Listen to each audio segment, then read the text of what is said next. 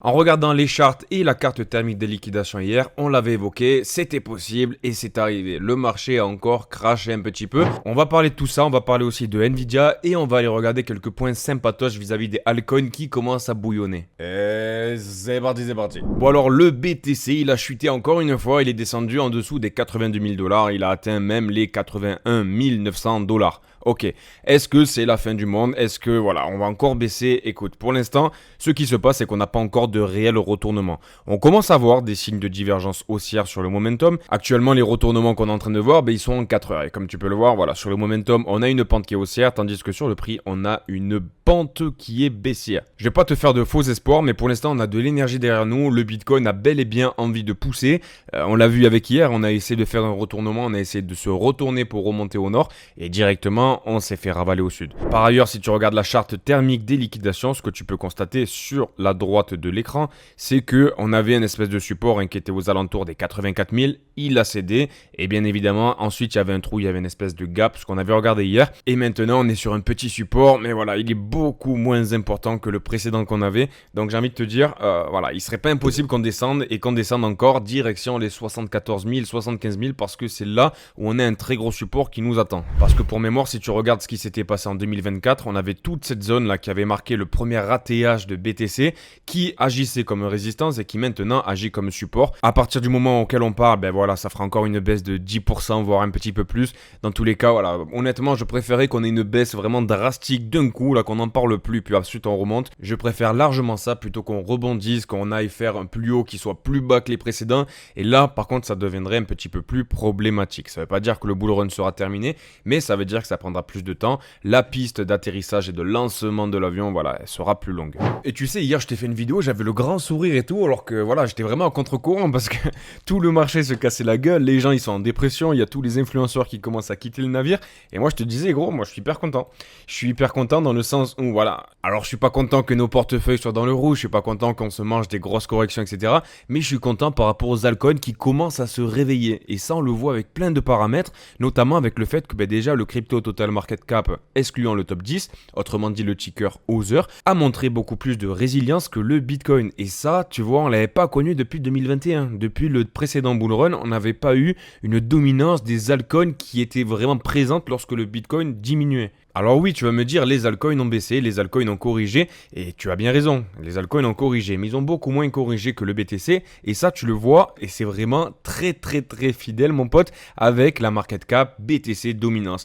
Et là, honnêtement, j'ai constaté quelque chose, mon gros, ça me fait vraiment plaisir. Je l'ai partagé sur le groupe Telegram public de la Crypto Bref. Je t'invite à venir d'ailleurs si tu es dans la bonne humeur, dans la bienveillance et dans le respect. On a marqué un sommet qui est plus bas que le précédent, comme tu peux le voir juste ici. On est en train de faire un M-top, comme tu peux le constater. Voilà, il est vraiment flagrant, tu vois. On a une espèce d'M-top qui est en train de se former, avec une divergence en daily qui est vraiment extrêmement importante, extrêmement puissante. On a clairement une hausse vis-à-vis du prix de la market cap dominante, même si c'est pas réellement un prix, tandis que sur le momentum, on a une chute drastique. Et ça, c'est extrêmement bon signe vis-à-vis de notre alt season qu'on attend avec impatience, mon gros. Pour l'instant, on n'a pas encore de data en weekly, comme tu peux le voir, on peut pas encore se prononcer, mais en général, les divergences baissières, elles arrivent d'abord en 4 heures, ensuite en daily, et ensuite elles se confirment en weekly. Les divergences qu'on avait repérées ensemble en daily, voilà, ça commence à partir de là, j'ai tout supprimé sur la charte, mais grosso modo, lorsqu'on avait eu cette bougie qui s'était fait ravaler, là, on avait commencé à faire de grands sourires sur la Crypto Bref, je sais pas si tu t'en rappelles. Et d'ailleurs, pour agrémenter mon propos, j'ai repartagé sur Twitter un post de Crypto Rover, rendant à Rover ce qui appartient à Rover. Il nous a montré une charte qui est vraiment très propre, un peu plus propre que la mienne. Il nous a partagé sa charte de la BTC dominance, celle que je viens de te présenter juste avant, sauf que celle-ci elle est un peu plus propre, donc voilà, ça ira plus vite pour l'explication. Depuis le halving, dans l'histoire du Bitcoin et de la crypto-monnaie bien évidemment, en fait, on a 31 barres, donc 31 semaines, avant qu'on ait un déclenchement de l'alt season, avant que le BTC commence à perdre de la force par rapport aux altcoins. Et c'est ce qui nous intéresse, c'est cette descente drastique là, c'est cette perte de puissance du Bitcoin par rapport aux altcoins. Et comme tu peux le constater, ça y est, on est rentré dans la 31e semaine, autrement dit 217 jours. Donc est-ce qu'on n'aurait pas des retournements, d'autant plus qu'on est en train de voir des divergences baissières, on est pile poil au jour près à l'échéance sur la saisonnalité, ça serait magnifique, ça serait vraiment parfait si ça se passe de cette manière-là. Donc écoute, on va suivre ça ensemble. Nous, ce qu'on a envie de voir dans un premier temps, c'est de la continuation vis-à-vis de la divergence baissière du Bitcoin par rapport aux altcoins, mais c'est aussi une divergence baissière en weekly qui nous permettrait vraiment de nous confirmer que ça y est, l'alt season est bel et bien là, la machine est en marche, la locomotive a son charbon pour pouvoir sortir de la gare et on va pouvoir se rémunérer les mecs. D'ailleurs en termes de rémunération les mecs, je pense qu'il faudra être extrêmement rigoureux vis-à-vis de la manière dont on va prendre son argent, de la manière dont on va sortir du marché, parce que là on est en train de rentrer dans une saisonnalité petit à petit qui va commencer à être complicado. Tu le sais qu'en mai, en général pour la crypto et les marchés, c'est vraiment pas propice à avoir des hausses. Que ce soit en France, en Europe ou dans tous les pays du monde et y compris les États-Unis, on a les impôts qui tombent et forcément les gens ils perdent du pouvoir d'achat parce qu'ils doivent payer un pourcentage de tout ce qu'ils ont gagné pendant l'année. Donc forcément c'est pas le moment d'investir. Donc je pense qu'on évoquera ça demain, donc n'hésite pas à t'abonner si t'es pas abonné et à revenir demain à 5h du matin mon gros. Ensuite une chose qui est très importante à regarder, que je vous rappelle les mecs, c'est les annonces économiques. L'histoire nous a appris que le Bitcoin réalisait ses plus grands sommets lorsqu'on avait des annonces économiques et en général voilà, lorsqu'on a l'IPC, les grandes annonces, l'IPC, le FOMC, ce genre de grandes annonces, c'est là que le Bitcoin fait ses envolées. Je t'avais réalisé une vidéo en décembre je crois où je te parlais justement de toutes les annonces qu'on avait eues de 2019 à 2022, voir les impacts que ça avait eu et en général lorsqu'on avait des gros pumps, il y avait une annonce économique qui était juste derrière. Bref, toujours est-il qu'on a le PCE Core qui tombe demain et ça c'est du sérieux les mecs. Le PCE pour les nouveaux, grosso modo c'est un reflet de l'inflation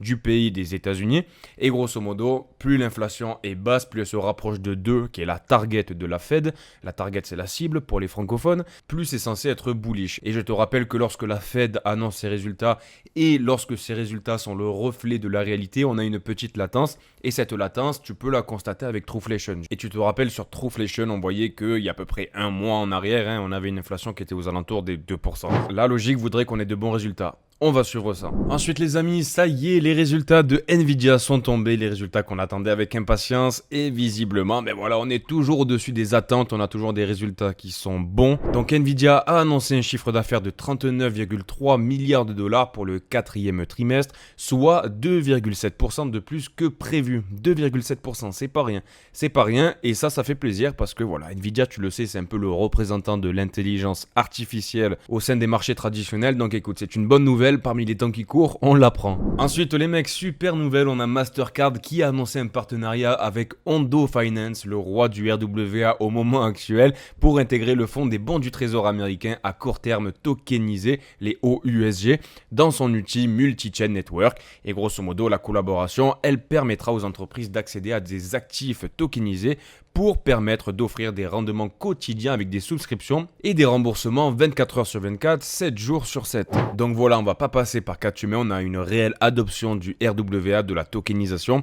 Comme tu peux le constater, finalement, les entreprises, ce sera hyper facile pour elles de rentrer, d'obtenir un petit rendement avec de l'argent qu'elles ont en trésorerie ou alors de l'argent de leurs clients, etc. qu'elles pourront sortir et récupérer lorsqu'elles en auront besoin. Et ça, voilà, ça ouvre la liberté, ça ouvre énormément d'applications dans le monde réel et tout ça grâce au secteur du RWA via la blockchain. Donc écoute, c'est hyper bullish et Ondo il commence sérieusement à devenir un gros mastodonte. Donc honnêtement, même si on a eu un gros relâchement de tokens, qu'on a pas mal de personnes qui sont en avance, qui ont eu des meilleurs prix que nous, je pense que pendant le bull run, Ondo il faudra vraiment le surveiller de près parce que il y a tout le monde qui est derrière lui quoi. Il y a tout le monde qui est derrière lui, entre autres il y a BlackRock, Mastercard, etc. Donc bon. Ensuite, pour revenir 2 secondes sur la charte de l'or que je te présente depuis plusieurs jours maintenant avec les annonces de Donald Trump et le fait que justement il va faire un audit de la réserve stratégique qu'ont les États-Unis à Fort Knox. En 3 jours, il avait répété 3 fois que on avait potentiellement volé l'or des États-Unis. Donc je pense qu'il y a une raison. Et j'avais évoqué le fait que d'un point de vue chartiste, voilà la tasse et ce qu'on avait fait,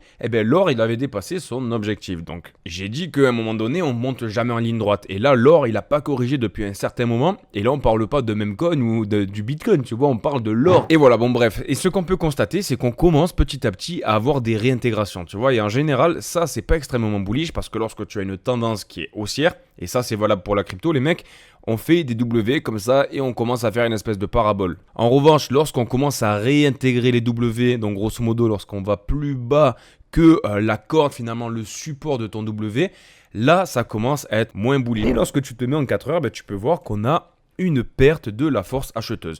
Et ça, c'est bien notable avec le RSI. On a des divergences qui sont bel et bien présentes. Et la plus forte, elle est bel et bien là. Donc sur le prix, tac, tu la traces ici. Tandis que sur le RSI, boum, Tu vois, c'est complètement notable.